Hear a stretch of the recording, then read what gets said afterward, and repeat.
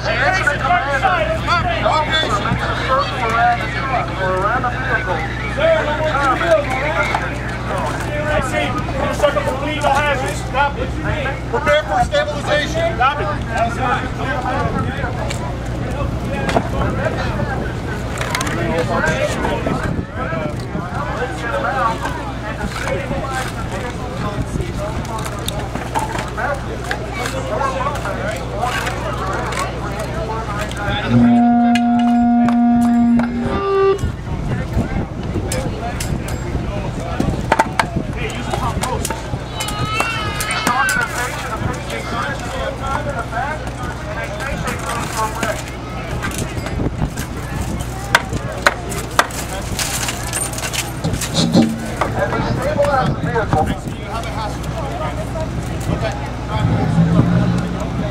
As they stabilize the vehicle and go with their initial strategy, the incident commander is also devising a backup strategy.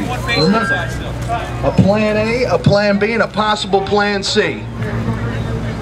They cover the patient up so that the patient doesn't get hit with glass and also is protected by protruding metal.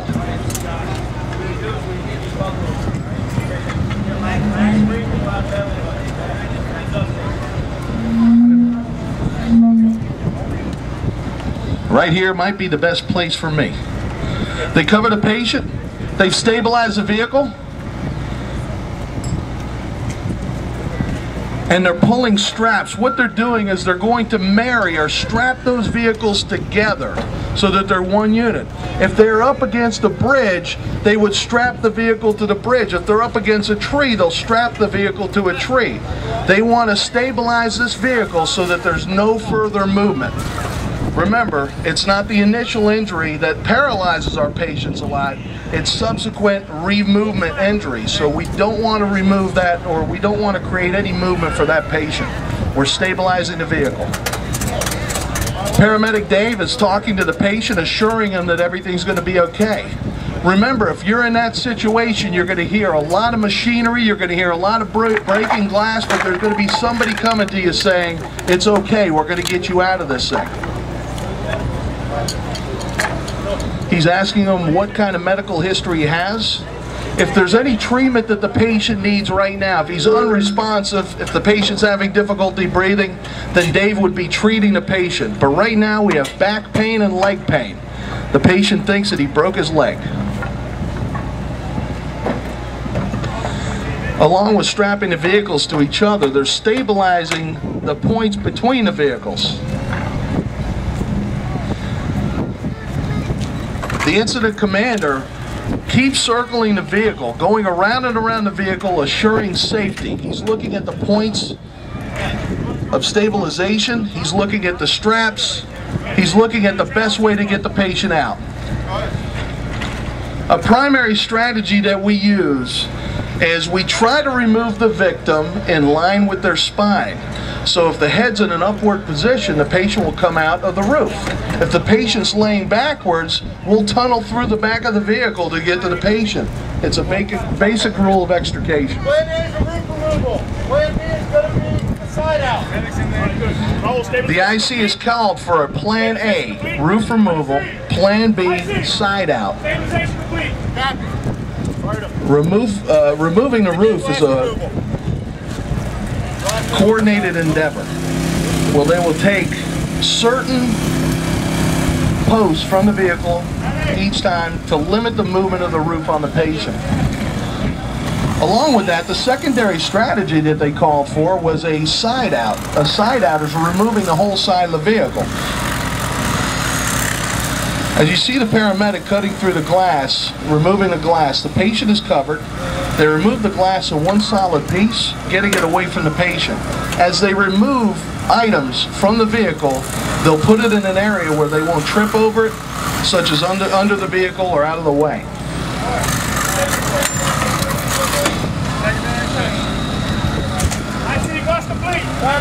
The IC is going with the primary strategy of removing the roof, but he's also calling for the secondary strategy for a second set of cribbing. Remember, if Plan A doesn't work, what do we go with? Plan B. If that doesn't work, Plan C. There is no option that we cannot do it, so it has to be done every time. Hey, all posts are clear for airbags.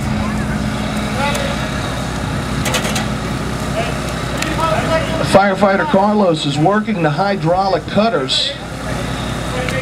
Those cutters are like a giant pair of shears. They cut through metal at an extraordinary amount of pressure. And the Sawzall that Firefighter Perez is using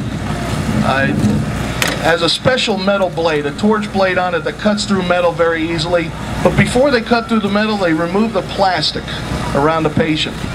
On the inside of the truck, or on the inside of the vehicle, we have Firefighter Dave, who is working the patient's seat belts, moving the seat back, and keeping the patient safe on the inside.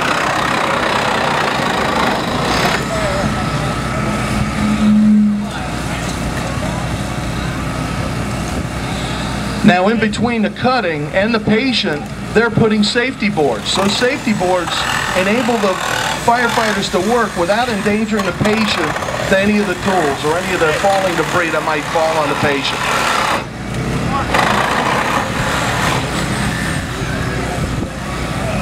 Remember, it's going to be naturally loud inside of that vehicle. So Dave is on the inside, Firefighter Dave is on the inside, assuring the patient that everything's going to be okay. We're going to get you out of this in about a minute, okay? Hey, go to the front.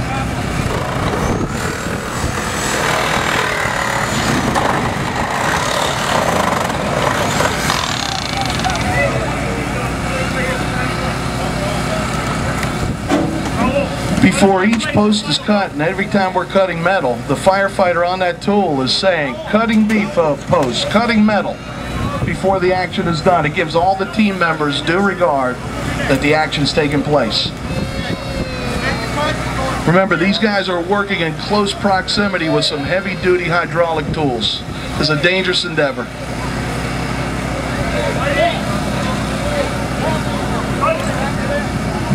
Firefighter Dave on the inside just said, I see the legs are free. So he was able to get the patient's legs free with his free arm, his right arm, from underneath the pedal. A lot of times when people hit the brakes, they jam it on the pedal and their foot gets stuck behind that pedal. Firefighter Dave was actually able to get his hands in there and free that patient. The IC has worked his way around, checking the cribbing, checking the straps.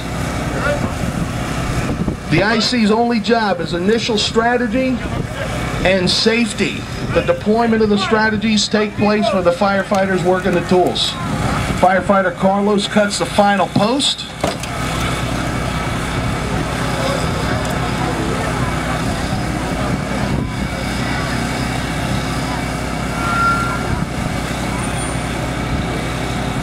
And in a coordinated effort, they lift the top of the vehicle from the patients. Give them a hand.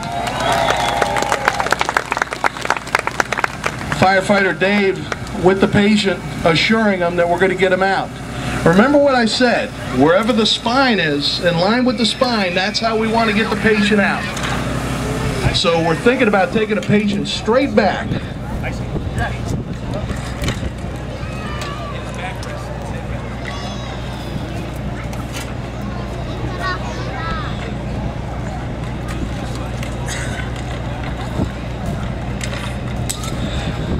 The IC makes his round around the vehicle, checking his cribbing, checking his straps, making sure that these guys can work safely.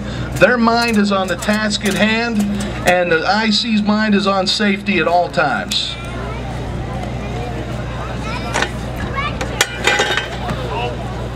Margate Coconut Creek Fire Rescue 58 has showed up to receive the patient. They're standing by outside of the hot zone. Remember, we said hot zone, cold zone. They set those zones up outside these cones is where we'll wait for the patient.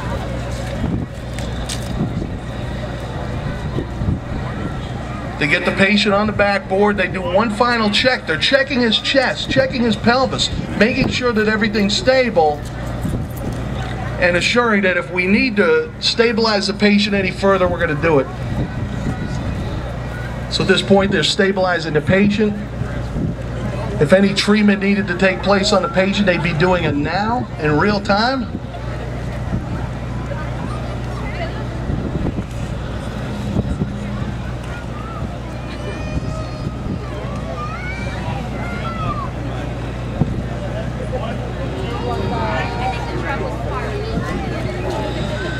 Command to dispatch, extrication is completed. Give them a hand, people. Margate Coconut Creek Fire Rescue. Great job, guys. Time. Now, for that patient in the vehicle, that time was a lifetime. For you guys, we just started this 5 minutes ago, and the patient's out of the vehicle. Remember this, if you're in the inside of the vehicle, these guys show up, it's going to be noisy, but somebody's going to get on the inside to assure you and make sure that we take care of you while you're on the inside of the vehicle.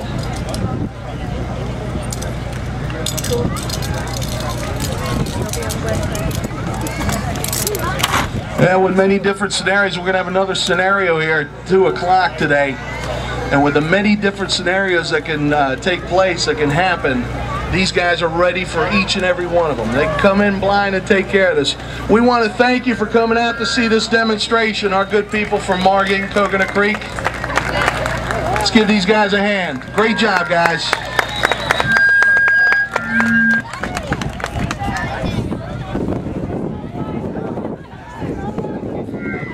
Hey, remember, on your way out of this area, the Safety Town Trailer, make your way over there. If your kids have not been through a tornado or hurricane, get them into one in that trailer. They'll simulate one for you. Good fun to be had. And a little bit of smoke, too, but it's all safe smoke. Hey, we want to remind everybody to make their way over to the Bloodmobile. Remember, there's people in accidents that are in accidents, might need your help. They might need your blood. Donate some blood today.